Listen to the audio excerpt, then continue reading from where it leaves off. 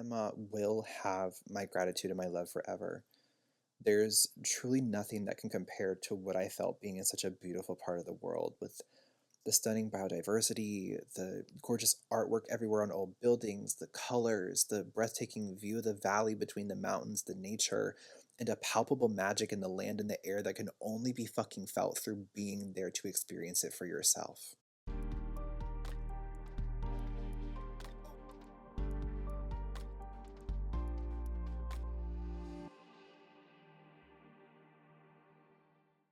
Hello, everyone. Welcome to this episode of the Hummingbird Arcana Podcast. I'm Jo Hummingbird. I'm an astrologer, Usui Reiki Master, and a tarot and oracle specialist. I'm here to help awaken you to your cosmic divinity.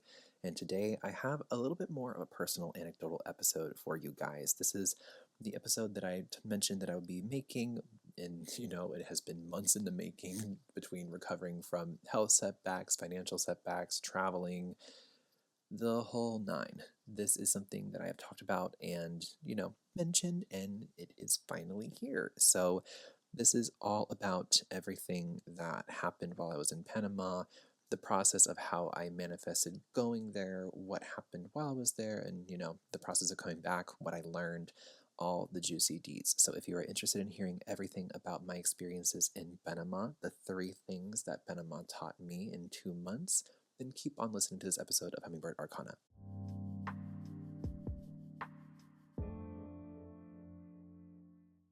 So let's start from, I don't want to say the beginning, but let's zoom out and let's scroll back in time just a little bit on our calendars to September of last year, 2025, as of, the time of recording this in August of 2026. So pretty much a year ago, give or take. Let's just say 11 months, but I'll probably be loosely rounding up to a year just for sake of ease and convenience and flow for the conversation. So do not strike me down for that, please. But let's zoom out and let's scroll back to September 2025 when I left one of my day jobs that was financially supporting me in my business to pursue it full time and to begin hopefully starting world travel.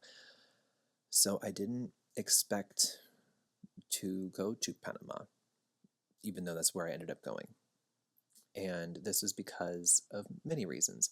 One, Panama was a country where I don't have to convert the US dollar into another currency and keep track of that. It was 1-to-1 with the Balboa, and you can use the US dollar in Panama. They use a lot of that mostly there, and then Balboa coins. So it was very easy for me to be able to pick Panama in that regard later on. But let's stay back in September a little bit. That's when I left my day job. That's when I fully funneled all of my energy into the business full time, into the podcast, and launched that later in October. And I really honed in on being able to not just do my work and it be meaningful, but how can I represent my work through marketing online? How do I navigate this online space not to be like a digital content creator influencer? No, I don't want to do that. That's fucking cringe and gross to me. I don't want to do that. I already hate the level of cringe that runs through my body to record sales pitch or like ad clips, insert ad cards in the middle of my podcasts to market my offerings to you. I do not enjoy marketing myself. I enjoy doing the work. I have the moon in the 6th house, which is ruled by Virgo. This is the worker. This is like the house of routine and daily work. This is the function over the form sometimes.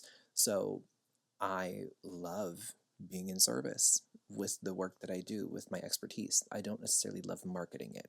I don't enjoy that part, but I'm a one-man show over here. So I got to do it all myself. I got to be the graphic designer. I got to be the editor. I've got to be the content creator. I've got to be the person who provides the service and the person who is spiritually in their own practice enough to be able to show up in integrity for said service.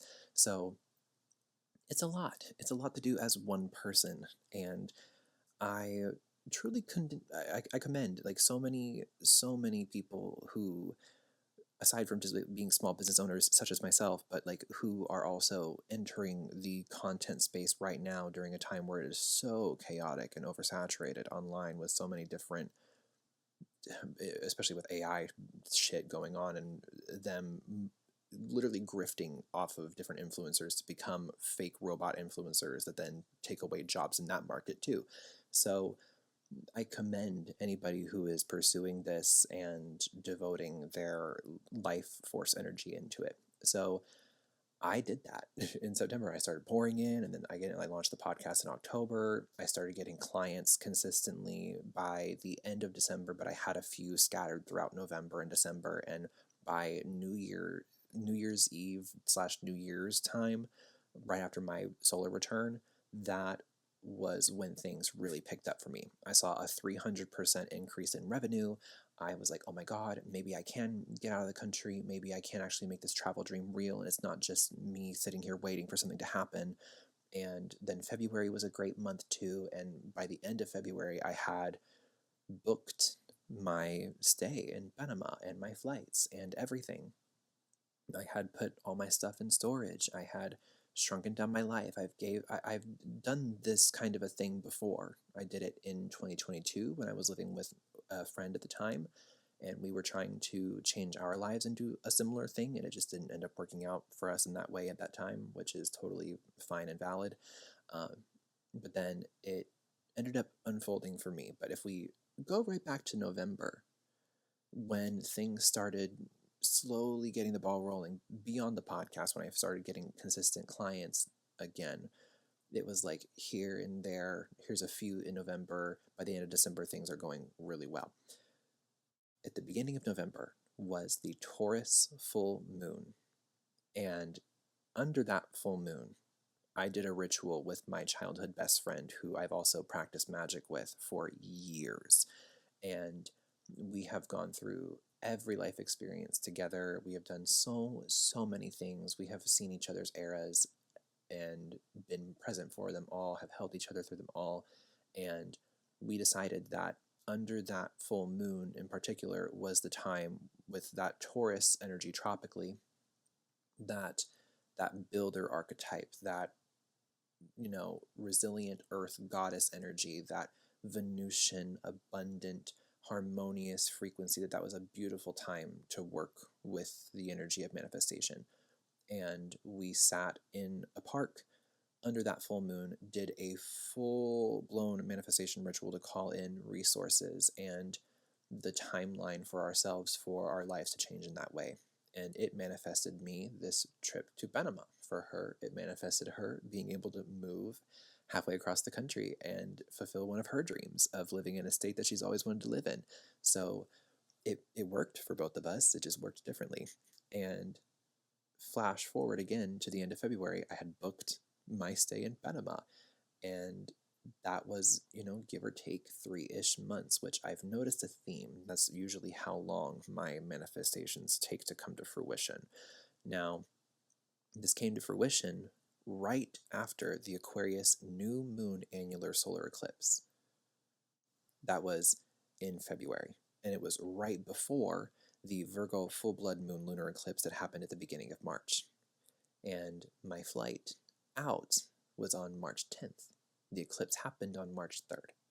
Mercury was still retrograde, Jupiter was still retrograde, but it was stationing direct on the day that I was leaving. We had the annular new moon solar eclipse between the shifting of Pisces and Virgo into Aquarius and Leo to signify that this year is a year of great change from one nodal axis to another and one level of axis curriculum between signs to another. It is really interesting to me how that just lined up astrologically. I also talked about in my Zodiacal Releasing Change My Life episode, which I will link on a card on the screen, as well as down below in the description box or in the show notes if you're streaming instead of watching on YouTube. But I talked about in that episode how I also utilize Zodiacal Releasing in tandem with this manifestation ritual to calculate when the best time for this to happen would be. And there was a lot of stuff happening between my lot of fortune, my lot of nemesis, and my lot of spirit. I have a lot of spirit in Leo. I have a lot of nemesis in Aquarius. This whole eclipse in Aquarius activated that and really put that timeline on lock. So it just all clicked. It was like a domino effect. It just like one after the other. It was just lining up and making sense. The resources showed up. The clients were there supporting. My mom was helping me out. Like, this was all working so beautifully, even though it was horrifying and scary and something that I had never done before. I was going to be going to another country by myself for the first time, let alone, staying there by myself and not knowing anybody to go with me or to go to see. And that was a really big challenge for me in the beginning, not in the sense that it wasn't something that I knew I needed to do for myself. It was something my spirit needed. It was something that I had also, like I mentioned, been trying to do years prior with another friend, and it just didn't work out that way. It was something that I was meant to do by myself for the first time, not with somebody else. And that's okay. That is what my soul needed to evolve and grow from this experience, and to write that curriculum for my blueprint. So I go to Panama, and it is so, so gorgeous. And again, I mentioned that I left on the day that Jupiter went direct, and I have Jupiter tropically in Cancer, retrograde in the 7th house. So for me, when Jupiter stationed direct, it was conjunct my natal Jupiter. So I was having my Jupiter return on the same day that Jupiter went direct, which Jupiter rules long form travel via plane, boat, what have you, not car, not train, not bicycle, not scooter, not skateboard. That's Mercury's territory. This is Jupiter. This is, you're going long, big form travel. You're investing a lot of money into this. This is like a luxurious, as much as people want to be like, well, people sometimes just fly to get to work. Well, yeah, but flying is a luxury in comparison to walking or driving. A lot of people don't want to think of it that way because they're too shrouded in their privilege to think outside of themselves in that way, but it's the truth. So this was a very Jupiterian thing, and for me, I have Jupiter exalted tropically in Cancer in my chart, so it was a beautiful time to have a Jupiter return, let alone to have something so powerful work out so tangibly, so quickly.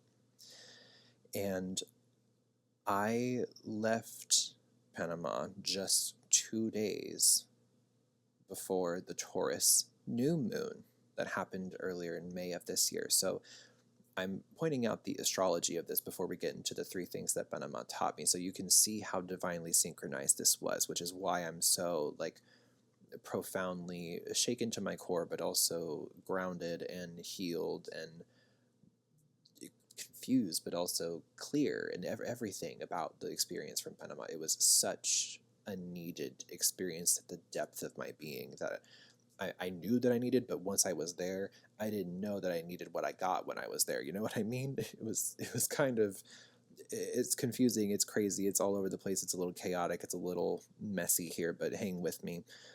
My tropical Gemini moon is on one right now, but I also mentioned that I left 2 days before the Taurus new moon because, if you remember, 6 months prior to that was when I manifested going in the first place on the Taurus full moon back in November.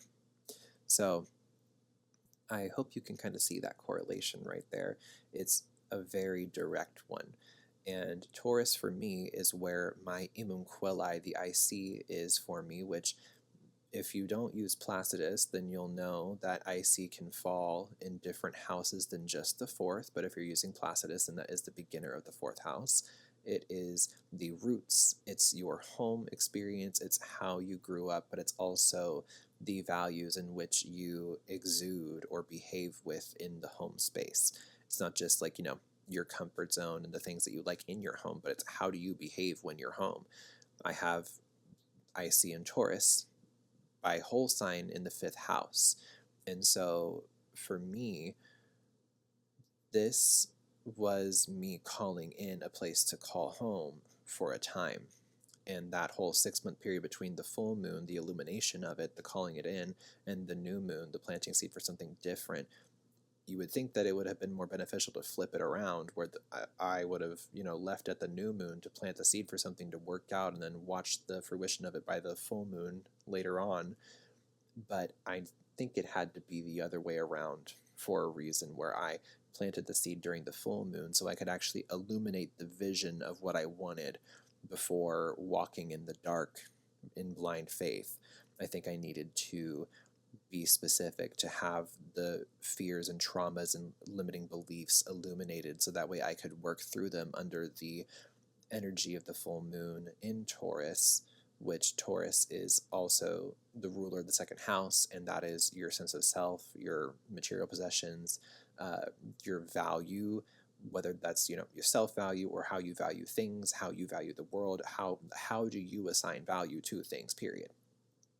And so for me, that Tauran energy I'm very familiar with because my mother is a Taurus, and I've had a lot of Taurus people around me. My first partner was a Taurus. My roommate in college was a Taurus. These people are not, they're not dead, so let me not say was. These people are Tauruses, and I have a lot of Tauran energy around me.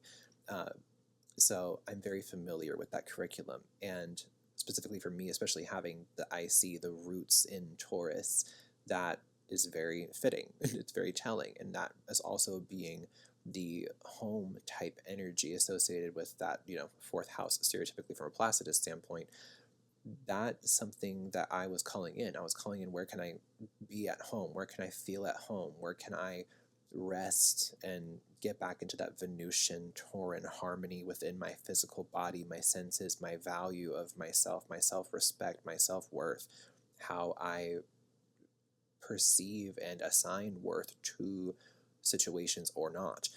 And that's exactly what Panama gave me, was my ability to do that again.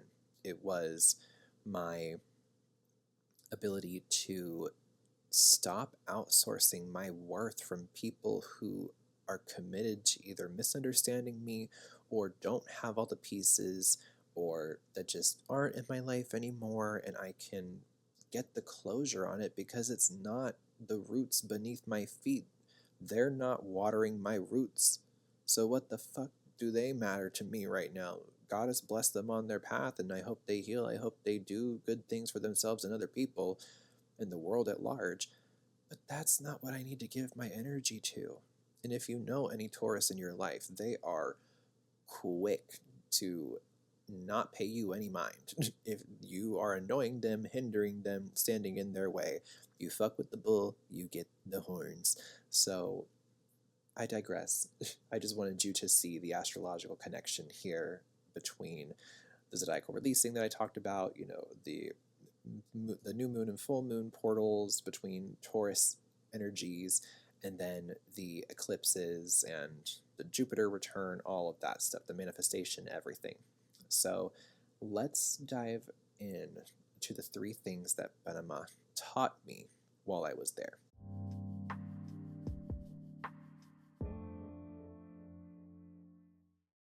This is very Tauran, by the way. All these things are very Tauran in nature. So the first one, it's okay to slow way down. It is more than okay to slow down, to catch your breath, to process your feelings, and to move at your own pace during times of extreme uncertainty.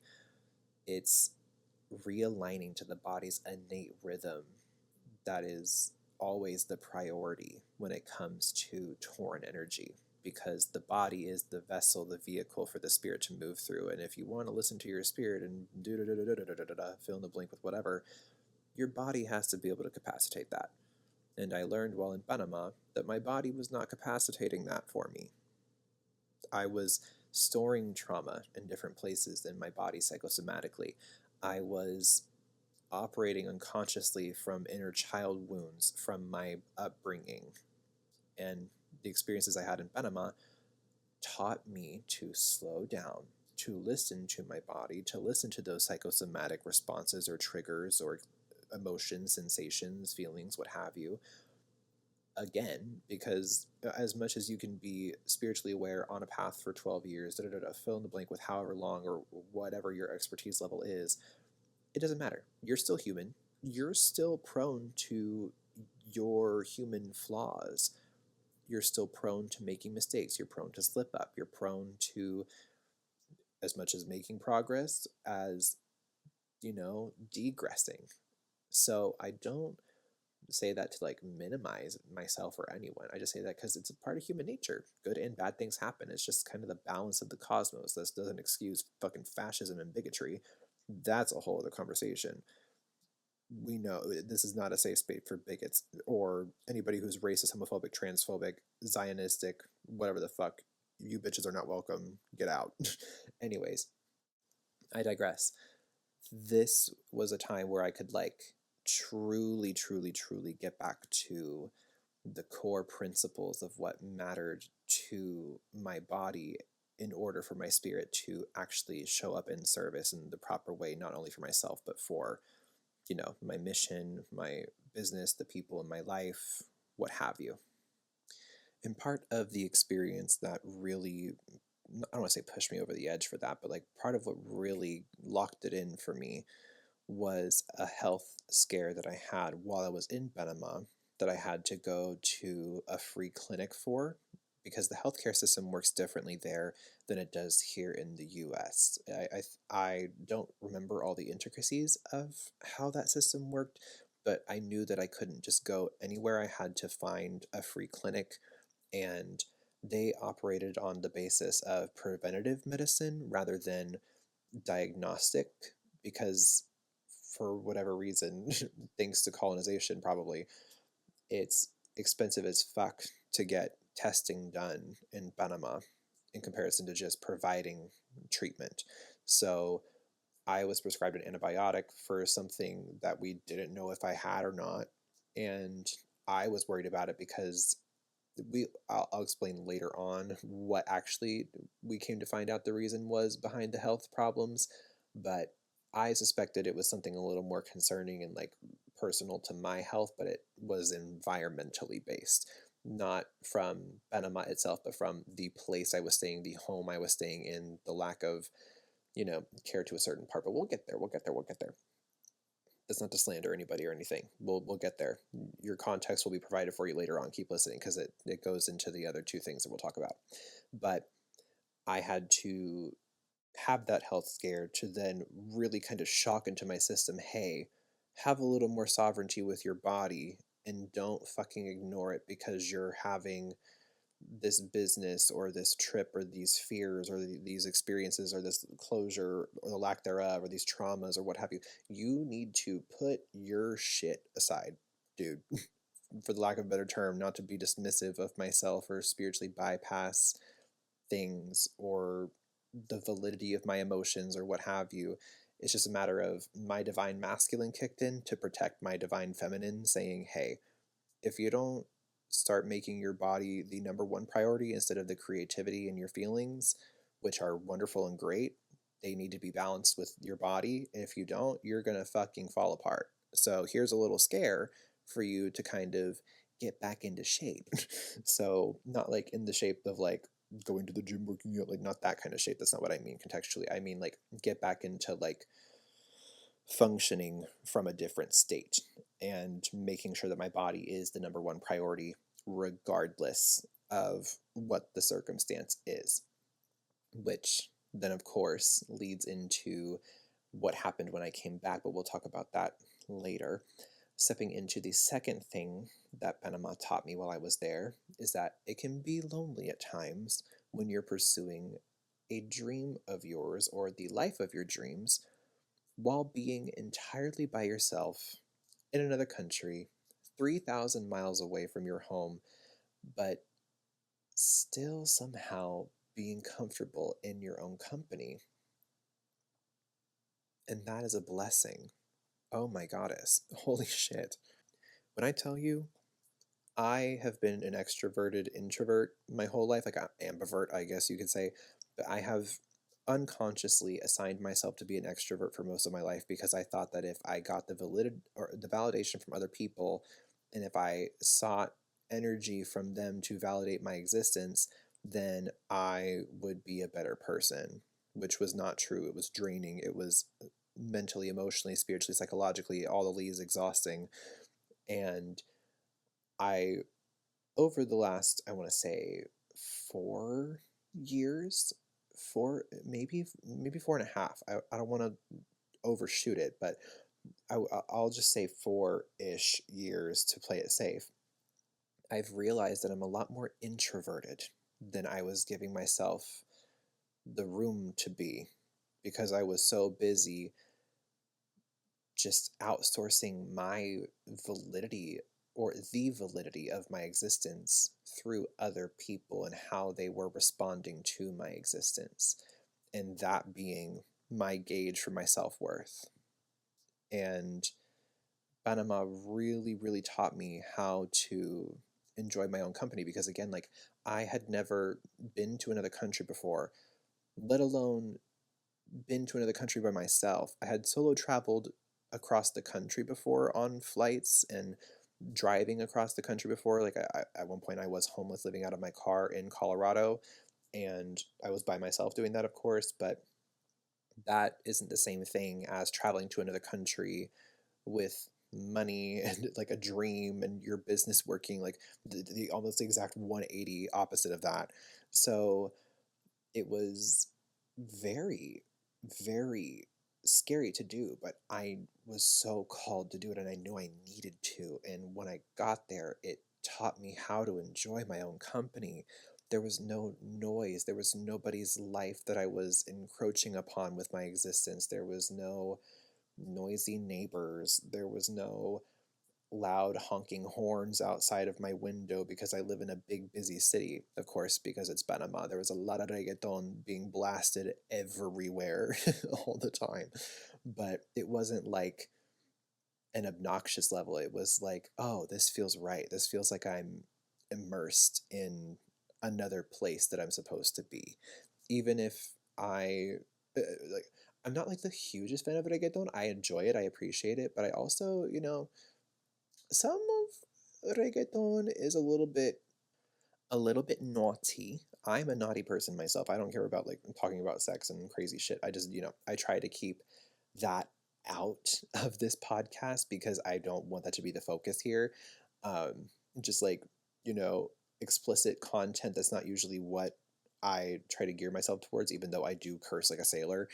I just try to keep like more adult, R-rated type things out, unless it's like political or like government, or like, things that are happening in the real world that we are all watching.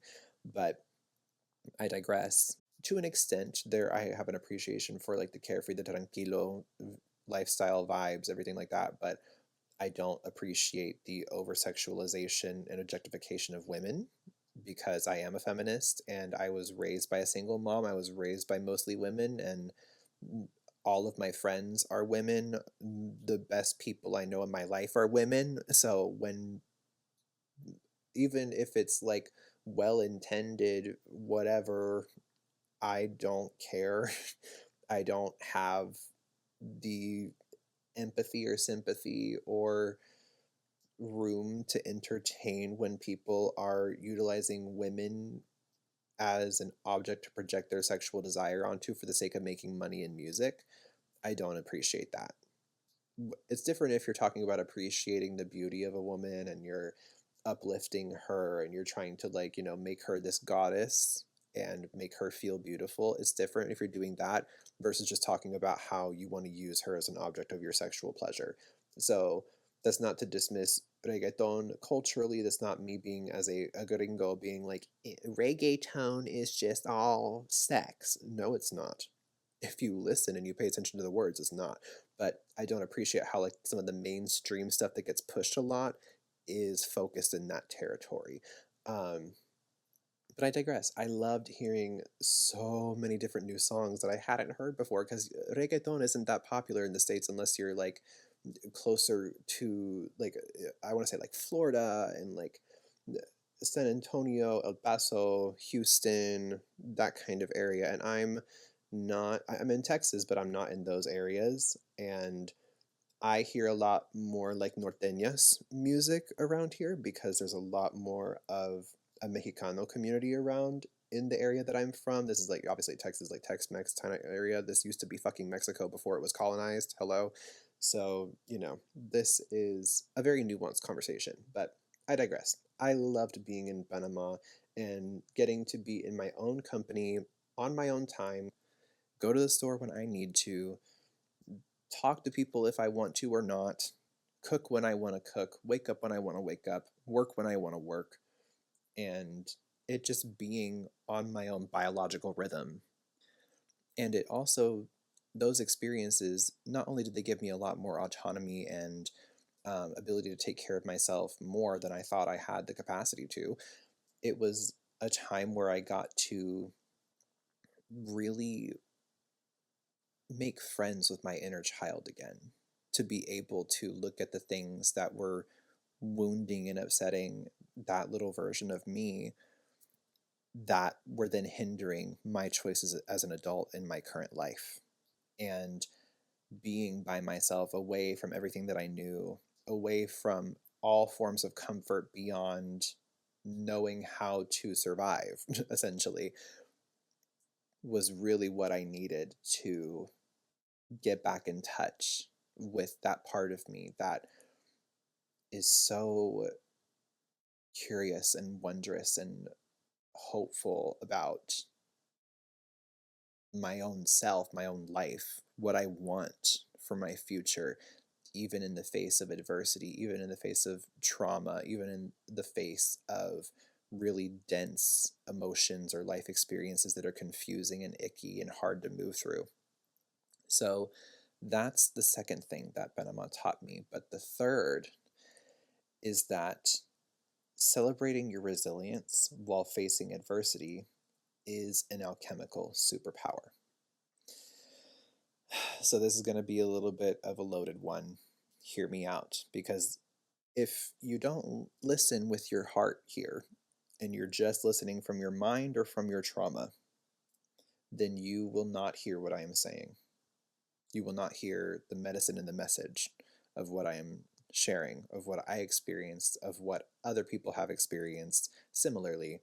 But this in particular is something that I just want you to listen with an open heart, open mind, open ears, open soul, and just feel into it with me.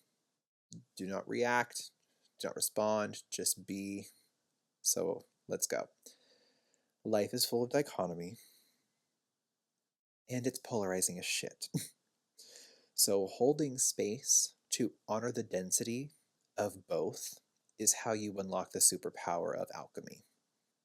Because two things can be true at once. Everything is a spectrum that operates between two polarities. We have the spectrum of light, which fluctuates between the absence of light and the presence of it, and we as humans can only see a certain little measurable amount that the rods and cones in our eyes can perceive. So the spectrum of light can be infinite, as far as we fucking know, or beyond what we fucking see and know. But as far as we do know, we can see the absence of light and the presence of it.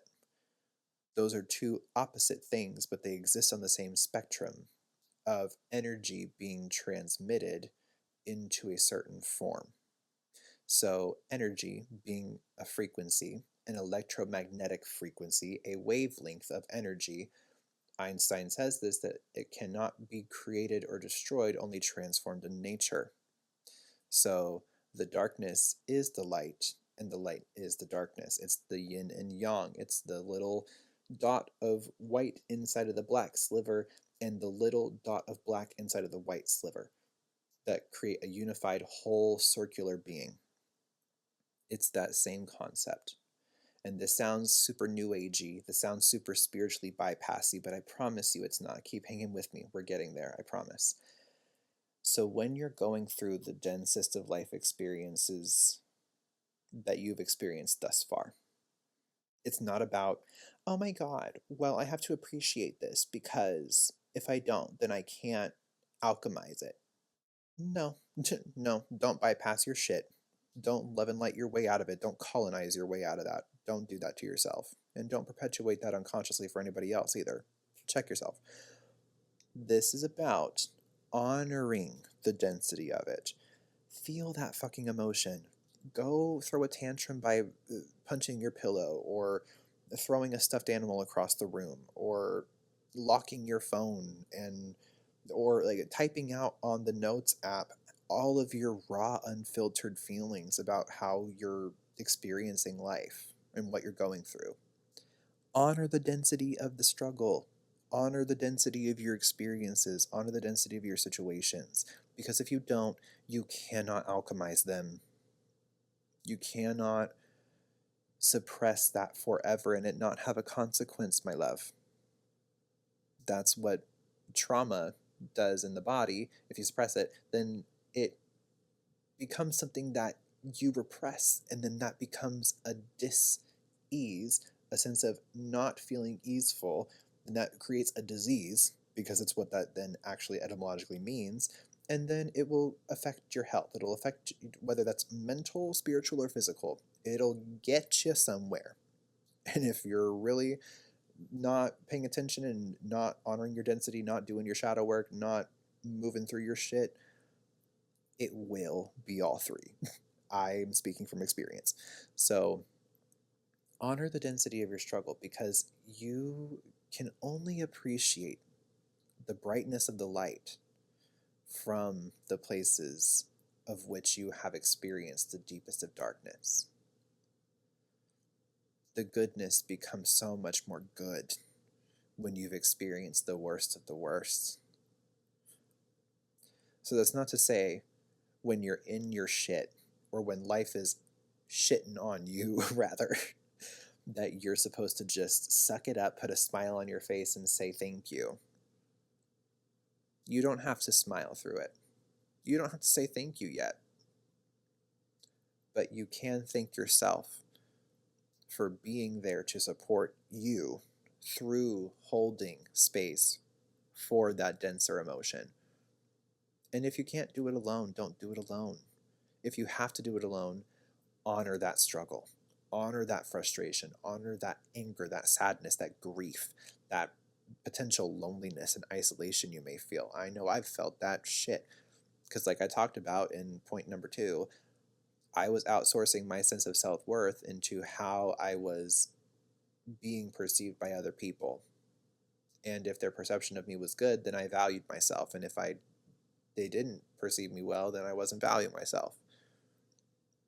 Even if I had done all this work to consciously release traumas that are operating from that state of being for 12 years now, half of my fucking lifespan, I've been doing that work since I was 12.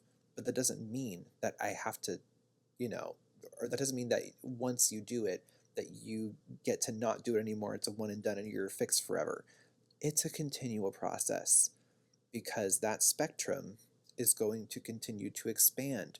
The density is going to get denser and the lightness is going to get lighter.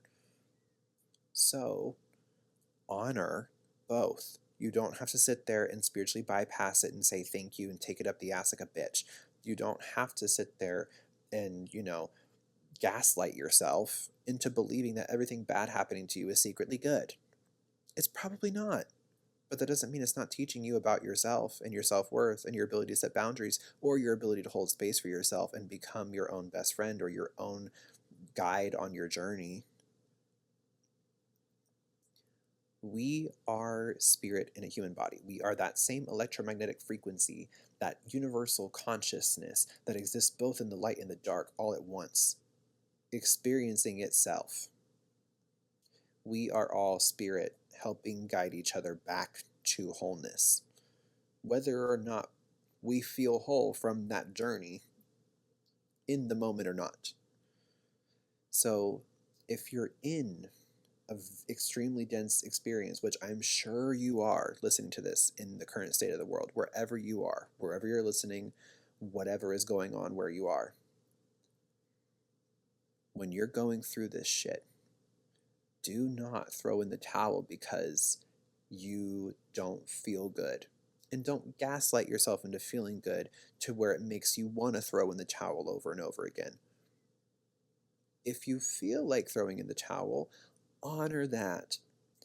Do something psychosomatically to release that biochemical tension within your physical body so it doesn't store itself.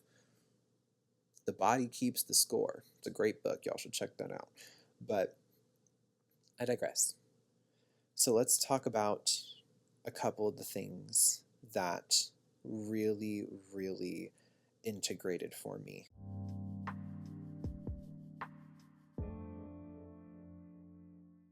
So while I was in Panama, I was also able to let go of that American angst and the mental binding of hustle culture. And that's the first time that I've been able to do that again in multiple years. As much as there have been times where it's like I'm fluctuating between my business doing well and not having a day job, and then having to go back to the workforce for a day job to support myself financially and the business, like, it doesn't matter. Regardless of where I have been and how people have perceived it, I have been in a hustle mindset, whether that's me doing the work on like shadow work and healing and whatever and showing up for the business in real time, or me having to hustle and grind and make money to make ends meet. It doesn't matter. I've always been working in some form. My essence doesn't sleep really. I'm an insomniac. I have the moon in the 6th house of Virgo. It's not in Virgo, but it is in Virgo's house. So I am constantly in a operating state of function, of work, of productivity, of outcome. Whether or not people's definition of productivity matches what is actually productive for me or not doesn't matter. That's a projection, and that's their shit, not mine. That's not mine to carry. I digress. This was the first time I was able to let go of that, being there, being okay in my own company, redefining my worth, being able to say, you know what? I can slow down. I can do this at my own pace. I can silence the noise. I can work with my trauma, with my inner child, with my shadow, with my ego, with my higher self, with a healed version of me that exists now and in the future. I can do all that and at my own pace, and it is fine as it is. The only time I'm not fine with it is when somebody else's perception of it messes with that same trauma wounding of me outsourcing my value through somebody else's perception. That gets dropped. Along with the hustle culture, whenever you drop that care of how people are perceiving you, you don't need to hustle for anybody else anymore unless it's just you and you feel like doing that. If that's what works for you or what you need to do it. And you can do so without holding on to the angst of what culture wants to fucking gaslight you with, or double standard you with, or catch 22 you with. And then while I was in Panama, I also became my own friend again and received a new level of gratitude for not only that reconnection with myself, but being in such a beautiful country to be able to do that. The nature in Panama. I have never been to like Amazonian anything. The Darien was about hour and a half, hour and 45, 2 hours, depending on traffic, east of me. And then right there over in Colombia, Peru, Ecuador, that's right over there in the Amazon, next door. So I was in this beautiful tropic, equatorial place where I don't enjoy summer weather, but that was a beautiful, beautiful place to be. As much as my white ass does not enjoy the sun or the heat, it was still so beautiful and so needed and so perfect in its own way. And the biodiversity there is off the chain. Like, obviously the Amazon is the most biodiverse place on the planet, but holy shit, seeing it for yourself is something else. It's like soul moving. And I am so, so happy for anyone who gets to grow up there and have that be like their stomping ground, their home base, their backyard, essentially. That's incredible. The only thing I didn't like was the mosquitoes in regards to the nature. But other than that, oh my gosh, gorgeous. Every type of plant everywhere. Palm trees everywhere. Birds of paradise everywhere.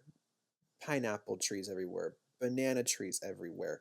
Orange trees, lemon trees, apple trees, flowers of all kinds, bromeliads, snake plants, vines, everything everywhere. And it was so gorgeous and untouched because the people there have so much respect for the land, and I respect that so much as well.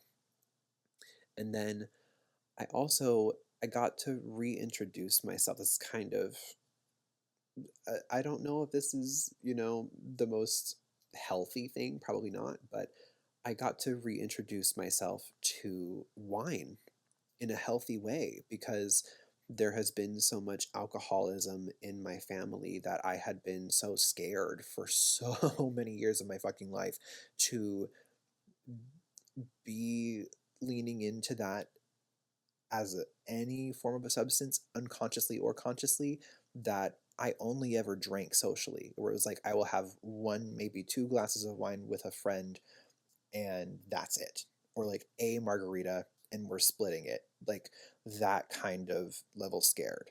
And that was only within the last, I want to say 2 to 3 years, 2.5, 3 years, that I started doing the like whole 1 to 2 drink thing at most. And it would be like once or twice a year that would happen.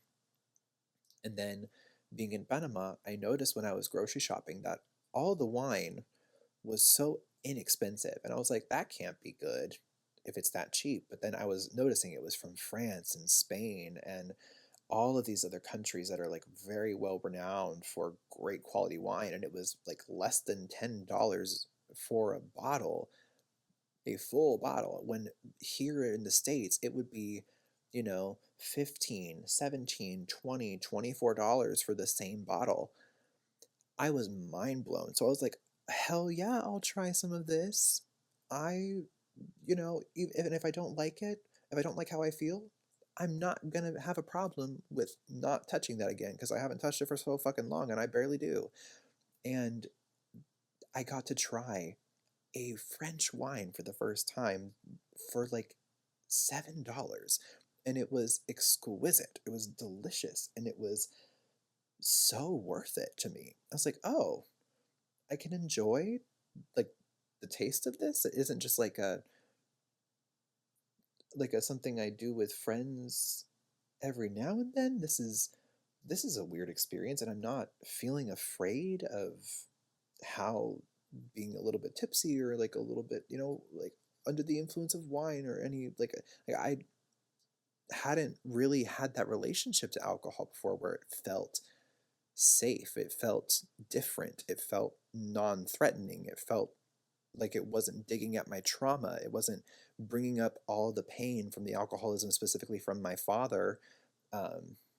This is not to gain sympathy. This is just an example because it happened so many fucking times where, because my dad and my mom had split when I was younger, he remarried, and it was a very abusive relationship. This is not airing out his dirty laundry. This is as much my trauma and my life story as it is his. So if he doesn't like me telling it, he can form his own feelings, opinions about it, and he can go therapize himself about it. He's a grown man in his 50s. He can deal with it.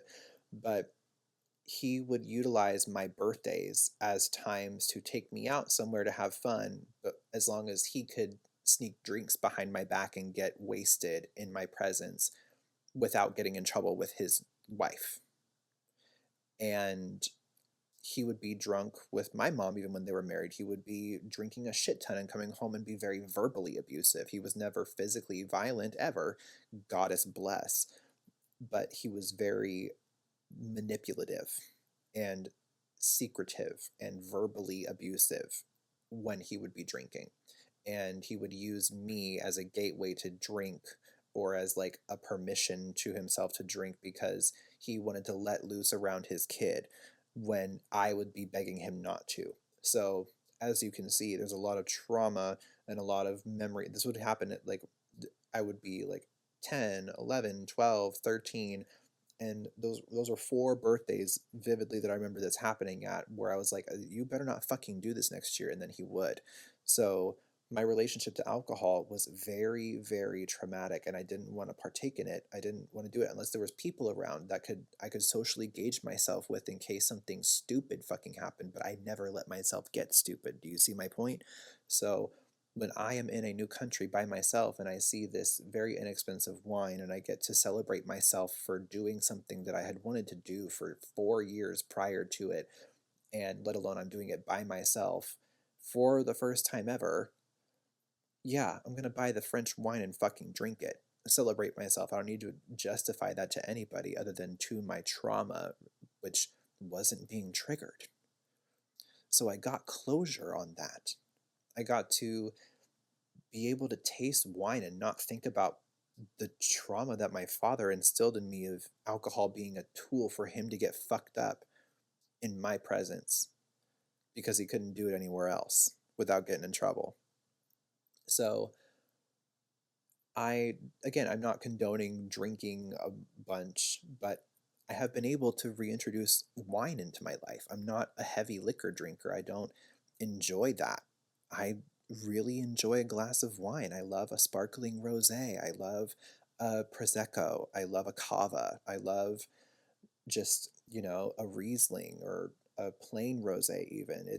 I've been able to develop that part of my palate as an adult that I was honestly a little bit unconsciously insecure about, not being able to relate to other people culturally for, oh, let's go grab a drink and dinner, like happy hour. Yeah. Like I would never go to happy hours with friends because of that. And now I can go do that. Or I could go on a first date with somebody and not feel anxious about potentially having a glass of wine on that date if I wanted to. It's not a trauma point for me anymore. It's something that still exists within my subconscious memory. It will forever be there. The body keeps the score. But it's not something that's holding me back anymore. And I'm so grateful for that, because it's not something that I look at a bottle of wine in the store and I'm like, oh, I got to look away from that. I got to look away from that. I got to look away from that because my trauma is coming up. I can go stand in any place that serves or sells alcohol and look through it for my own enjoyment now, and not as the thing that hurt me the most growing up. And then, with that being said, I want to sum this up to say that overall, Panama will have my gratitude and my love forever. There's truly nothing that can compare to what I felt being in such a beautiful part of the world, with the stunning biodiversity, the gorgeous artwork everywhere on old buildings, the colors, the breathtaking view of the valley between the mountains, the nature, and a palpable magic in the land and the air that can only be fucking felt through being there to experience it for yourself. So I also, last little point, to sum it all up, back to the astrology, locational astrology between astrocartography and zodiacal releasing and transits all were what helped me make the decision to go there. And I would not have gone to Panama had it not been for this journey that I had been on for 12 years prior, spiritually, psychologically, emotionally, physically, and then leading into my career, and astrology being my level of expertise, my main thing, and that being what gave me the green light to go. And it was so worth it to trust the timing of the cosmos and the expertise in which I had developed over such a long period of time with devotion and study and practice and real time learning from experiences, not just of reading for clients or researching from articles and books and teachers and classes that I take of my own, but also being able to teach classes of my own about this as well in the past, with the Astro Basics round 1, 2, and 3 that I did. And that will be coming back around whenever I can bring that. So keep your eyes peeled for potentially a fall 2026 cohort. But with that being said, this one's crazy long of an episode, so I'm going to go ahead and wrap it up here, my lovely friends. So that was everything that Panama taught me, that I gained from my time in Panama. That was only a 2-month time period. I was there from March 10th through May 14th, or May 13th, excuse me. So that short period of time gave me so much. And that's exactly what I needed. I didn't know that that's what I was going to get by going to Panama. I thought I was going to just get out of my home country, start a new life, figure it out from there. But that's not what it was. It was something much different that I needed in order to be able to have the capacity and the space to show up for that timeline in another way when it's more aligned and better fit for me. So here's the wrap up. That's all. I promise I'm done talking your ear off now, but thank you for taking the time out of your day to listen to this episode of Hummingbird Arcana. If you enjoyed, then let me know if you're watching on YouTube, by liking the video, subscribing to the channel, turning on that post notification bell so you're notified every time a new video comes into your feed. And then if you are streaming instead of watching, hi, hello. I humbly implore you to leave a rating and a review of the podcast, and in the comment section of the review, let me know what other topics you would like to hear about, or any other guests you would like to have on this show. So thank you again for taking the time out of your day to listen to this episode of Hummingbird Arcana. I'm Jo Hummingbird. It is always my greatest fucking honor, privilege, and pleasure to assist you in awakening you to your cosmic divinity. Many blessings, and take care, my beautiful friends. I'll see you next time.